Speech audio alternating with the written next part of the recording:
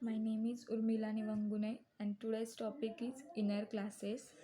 First of all, we will see what is inner classes, then why we need them. So, inner classes, when we declare a class inside a class, then it is called as inner classes. Also, we can call it as nested classes. Inner classes are used for maintain the complexity of code, the reusability of code.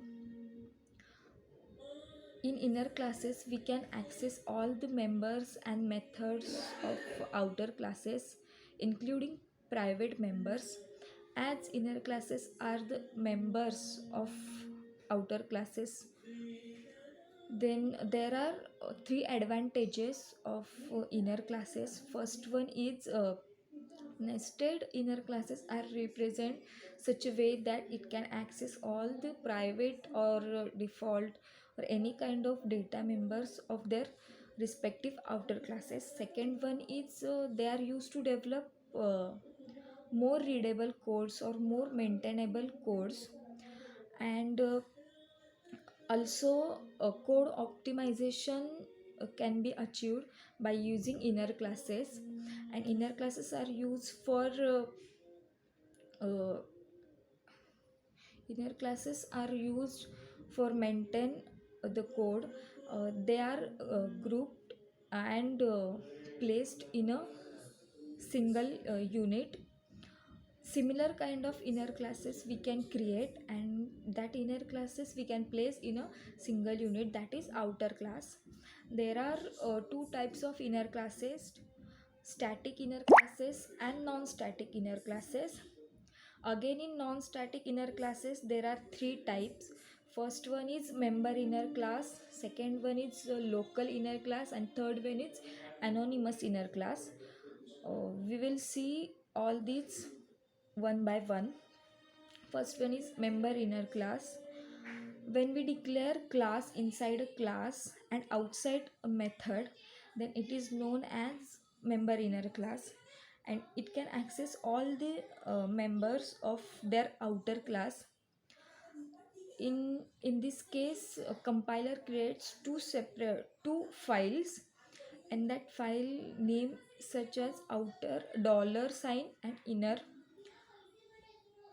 We must have to create instance of inner class outside that inner class, as inner class is a member of that outer class. We can't create inner class object into the same inner class. In order to create inner class object, first of all we have to, or we need to create outer class object, and by using that outer class object we can call inner class members. Then second one is method local inner class or local inner class. It is a class which we declare inside a method. It is not a method local inner class is not a member of outer class. It is just a block, or this class is used in a specific block, and the scope of that class is only within that method in which that class is declared. If we want to instantiate the inner class, then we have to create object into the method in which that inner class is declared. And third one is anonymous inner class.